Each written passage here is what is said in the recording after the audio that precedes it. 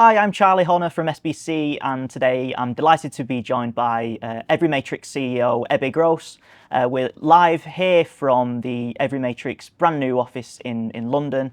Ebbe, thanks so much for having us, for inviting us, and yeah, thanks for taking the time to chat. Good to see you again. Yeah, Hope you like the place. Oh, it's brilliant. I think so brilliant as well. Absolutely fantastic. Yeah. Yeah. Just to start off then, last year when we spoke, we did a lot of reminiscing about the story of EveryMatrix, the history. And one of those parts was the foundation of the company in London. Here we are again, back in London. It must be a big occasion for you. Yeah. You know, can you just tell me about that story and how happy you are to be back here in London with EveryMatrix? First of all, Charlie, I don't know what is, every time we have some interview, we go back to reminiscing and being all nostalgic. Well, what's up with us? We have to look forward and not be these old geezers. But yeah, it is true. We started the company 2008 in Willow Street, around the corner from here where we are now. This beautiful building we're in, it didn't exist, of course. The office we had was a garage, an auto garage that had been converted into one of the more shabby offices you've ever seen. One open plan floor, where we could fit a few desks and the old table tennis table, and that was it. And that building is now completely gone, and in its place is a Nobu hotel, complete with 5-star dining and whatnot. So Wow. it goes to show how London and Shoreditch changed in the meantime. But yeah, it is coming back to roots, and it's also a spiritual center, not only for us, but I think for the entire industry, and to some extent a market that we really want to be in, both from company and performance point of view, but also from personal point of view. So I'm very happy that we're here. Fantastic, and yeah, we can now begin to look forward and look at some of the Yeah. company's more recent achievements as well. First of all, what teams are going to be stationed in this office, and you know how will this facility help you to achieve your goals? Yeah. To start off with, we have a commercial team here. So sales, account management towards UK, Ireland. Already now inherited a good portfolio of clients from our acquisition of SB, and we're trying to build on that. So this is the first and maybe most important thing. The next thing is that we looked at the team once with the acquisition. We saw a lot of talent that was there, talent that we wanted to retain, talent that actually is very hard to get. And when I was presenting this case to my board and decision makers within the EveryMatrix company, we also highlighted this, the ability to take some really strong talent that live and breathe sports, because this was the ethos of FSB. They really were very strong in sports, and UK sports in particular, that we could take and inject into what we had here. It's not that easy to find. So particularly then it was sports division that benefited from this. Where people that really know sports inside out. The horse racing product that I've told you about earlier today, this is one part of it, but it's by far not the only one.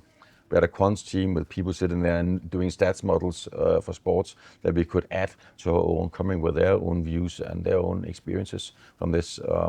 We doubled our trading team, which for us is a really pretty big thing. And all of this, it adds extra gravitas, extra credibility, I would even say, to our sports product, which has been growing very nicely even before we did this. But I see this as something that will put us up there with the very best suppliers of B2B sports solutions in the whole world. Mm-hmm. And the FSB acquisition has been a huge story over the last 12 months. Certainly the 9 months since it's happened. I was wondering if you could just tell us a little bit more about the horse racing product that you've built. And I know we spoke earlier, and it's been built over a 6-month period. Could you tell us a little bit more about that? Yes, the first important decision to make was to say we would not, even though it was a strong product, take the FSB product and integrate into the existing EveryMatrix product. We could have done this we would probably have done it in 2 to 3 months rather than 6.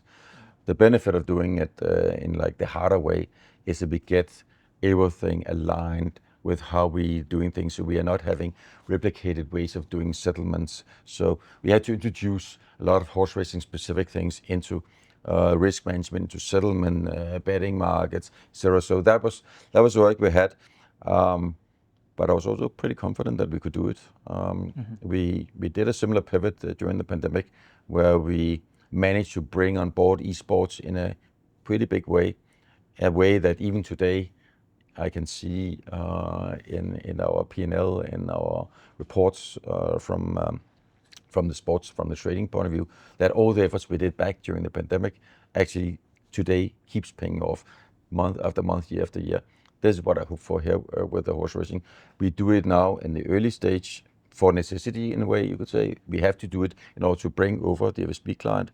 But what it does do for us, it gives us this asset that allows us to go into pitching for deals that we couldn't do before, where we said, we will not pitch for this because that means we have to do horse racing, probably be 12 months or so on.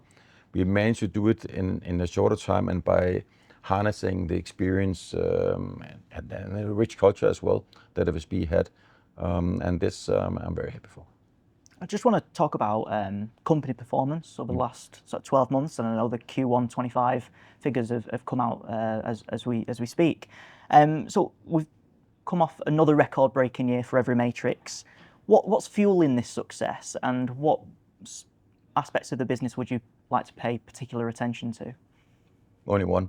That's the retention of clients. Sure. We didn't lose any clients in 24.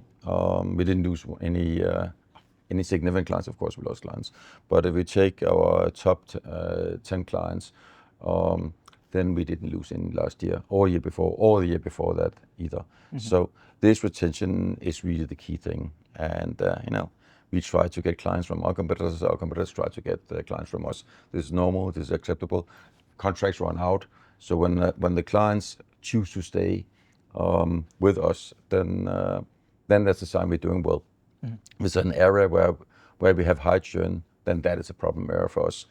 Doesn't matter if we have great marketing or great sales or great this or that, if we end up losing the clients. So this is what gave us the strong performance over the last few years. And as things look right now, I think 2025 will be the same.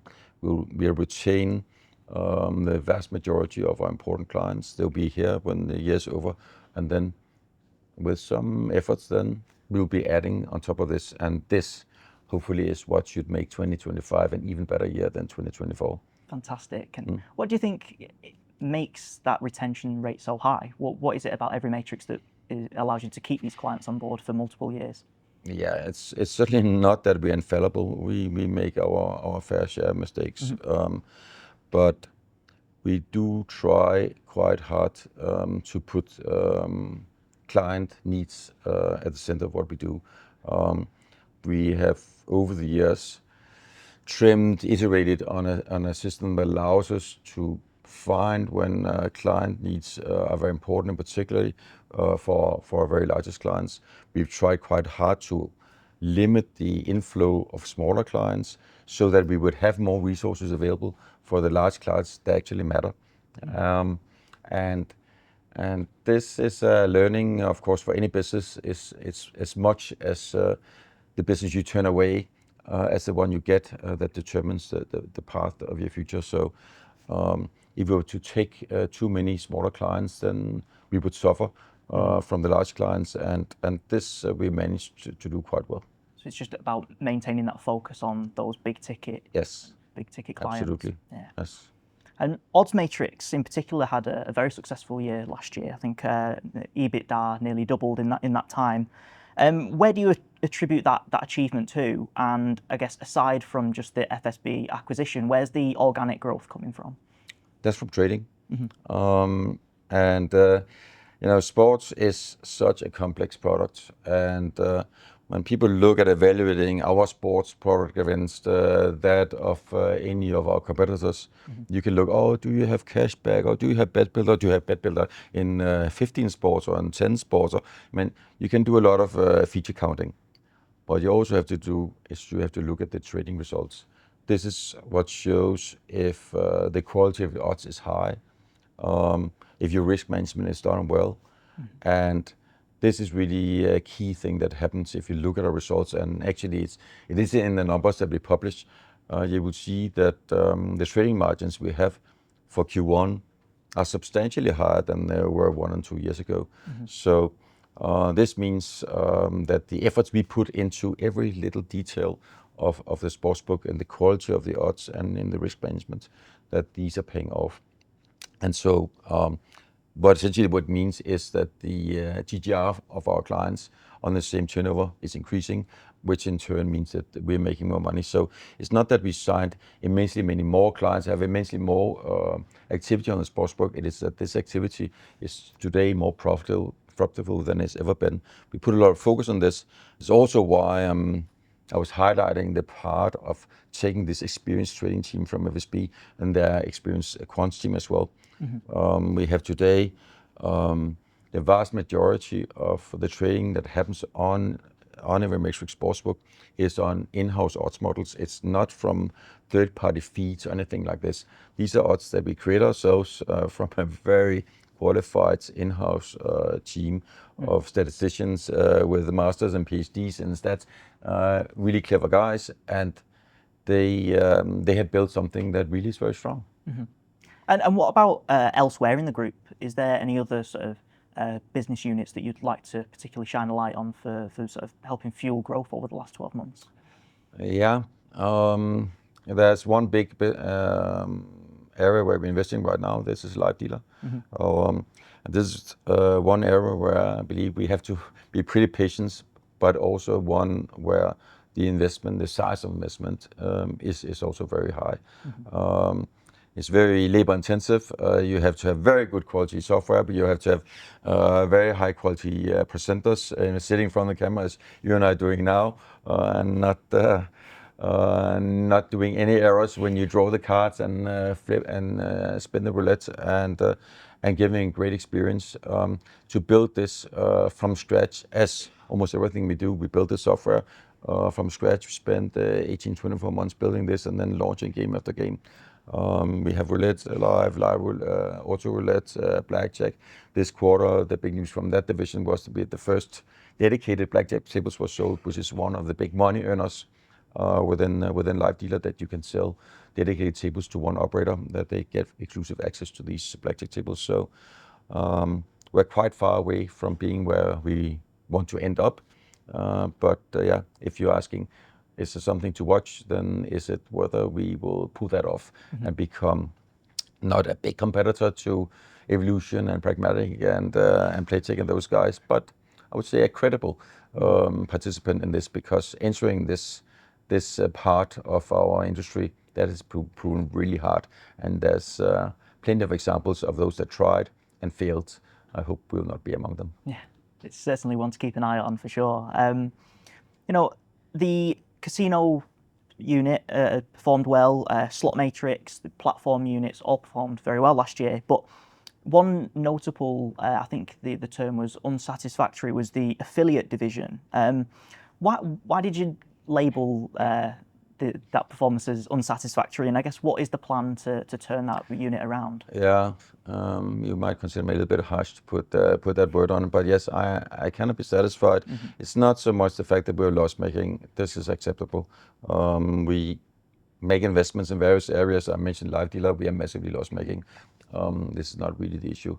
So what I'm not happy with our affiliate business is the fact that we don't have the proper growth on the revenue side.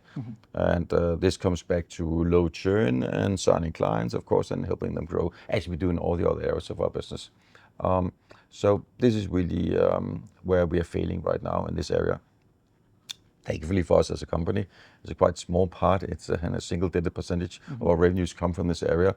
So, it's a little bit unfair maybe to throw so much light on a fairly small part of our business. But yeah, we must do better. And yeah, I'll be working with our management in this division to turn it around. I see no reason for why we cannot. But yeah, it takes determination and investments for us to do that. We maybe had a bit of too much turbulence there. What we did was, we mentioned FSB earlier in acquisition. Well, we did a similar acquisition, somewhat smaller, but what we did in the affiliate area. But what we did there was we actually kept the technology, the team, and wanted to build it onto our own, which is exactly what we didn't do with the horse racing, where we rebuilt.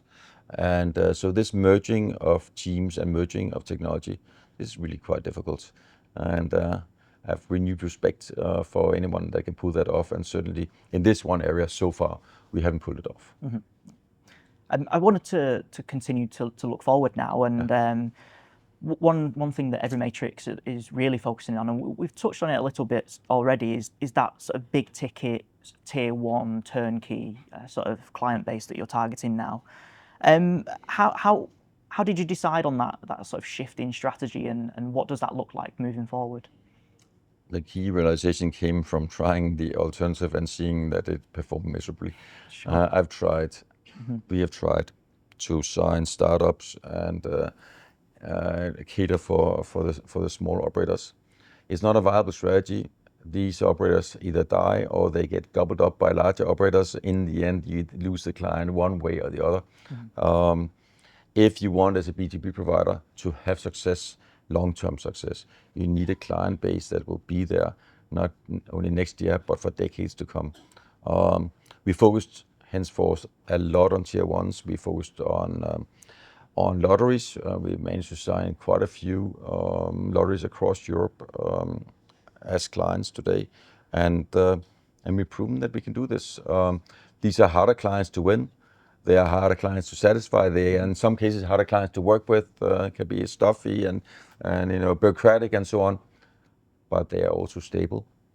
They are also clients with lots of potential. They're clients that you can help really grow. You can give them, let's say, a spark of entrepreneurship and inject a little bit into this and see some returns on this. So this is why we decided on it, and we are trying really quite hard to be diligent in observing this credo. It's not always so easy to turn away from another opportunity, but yes, we're doing it, and it's paying off.